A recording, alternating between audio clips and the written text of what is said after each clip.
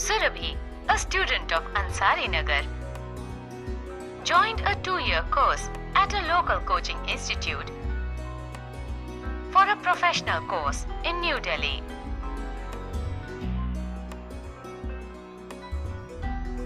She says, "At the time of joining the course, I paid a fees of Rs 61,020 as a lump sum for the entire course of 2 years.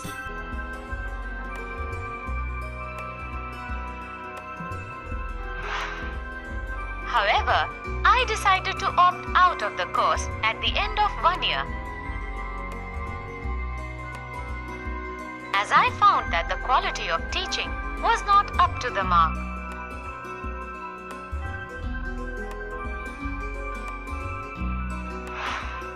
When I asked for a refund of the fee for 1 year, it was denied to me. Then, Surabhi filed a case in the District Consumer Court. The court directed the institute to refund Rs 28,000, saying that she had the right to choose.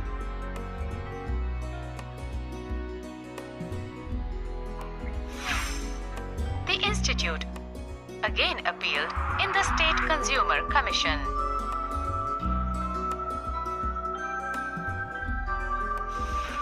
The State Commission upheld the District Court's direction and further fined the institute Rs 25,000 for a frivolous appeal.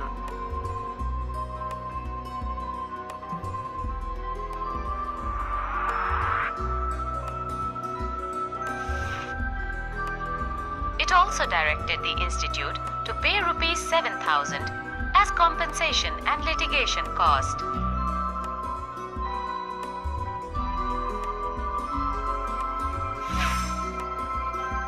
The State Commission also restrained all the educational and professional institutions in the state from charging fees from students for the entire duration of the course in advance, and that too at one go.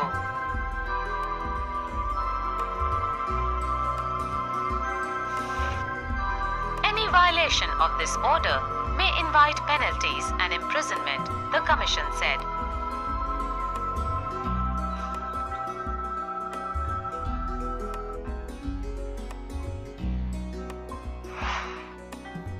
What do we understand from this incident?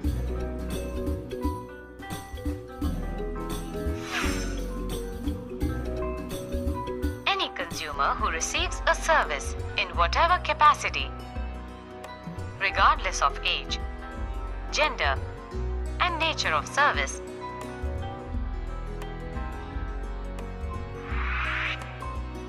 has the right to choose whether to continue to receive the service.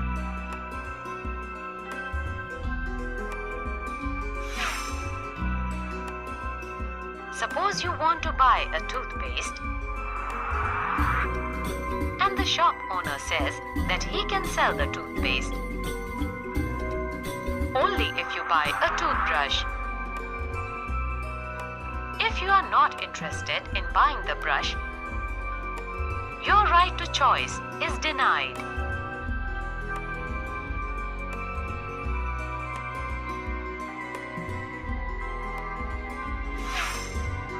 Similarly, sometimes gas supply dealers insist that you have to buy the stove from them when you take a new connection.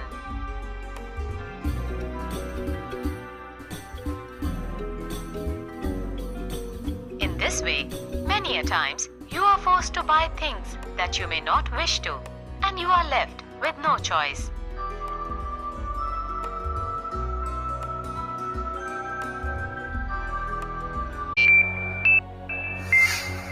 Let us return to the example of imports of Chinese toys in India.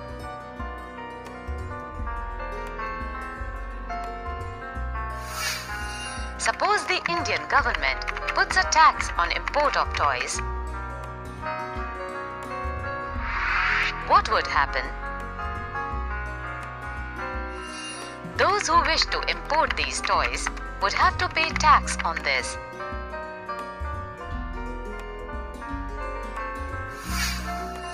Because of the tax, buyers will have to pay a higher price on imported toys.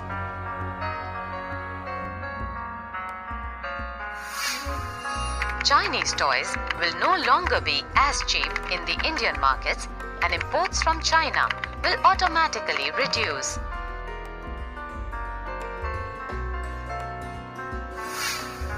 Indian toy makers will prosper.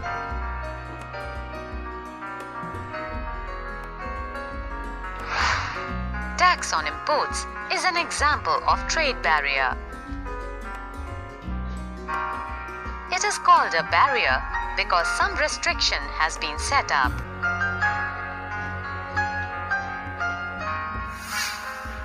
Governments can use trade barriers to increase or decrease or regulate foreign trade, and to decide what kind of goods and how much of each should come into the country.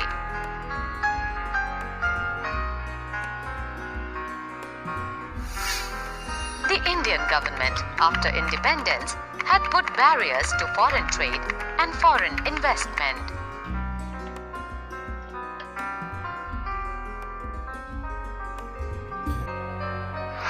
This was considered necessary to protect the producers within the country from foreign competition.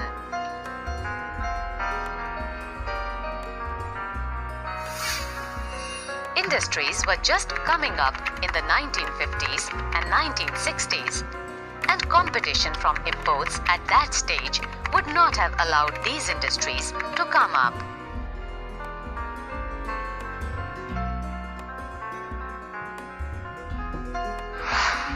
Thus, India allowed imports of only essential items such as machinery, fertilizers, petroleum, etc.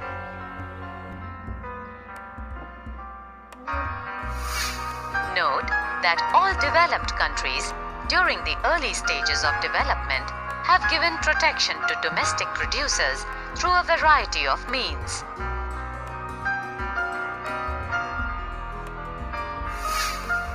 Starting around 1991, some far-reaching changes in policy were made in India.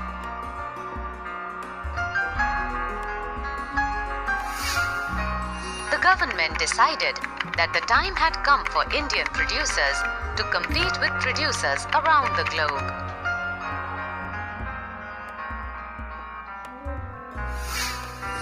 It felt that competition would improve the performance of producers within the country, since they would have to improve their quality.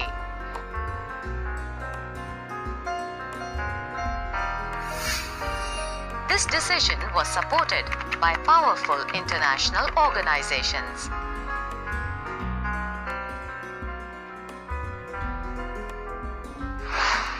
Thus, barriers on foreign trade and foreign investment were removed to a large extent.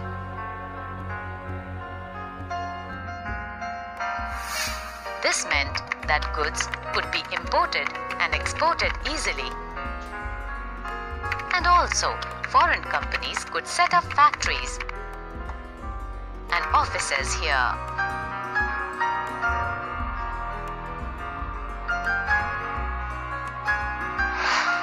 Removing barriers or restrictions set up by the government is what is known as liberalization.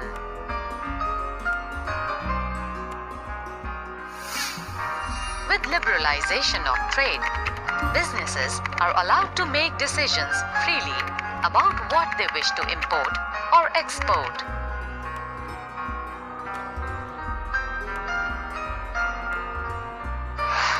The government imposes fewer restrictions than before and is therefore said to be more liberal.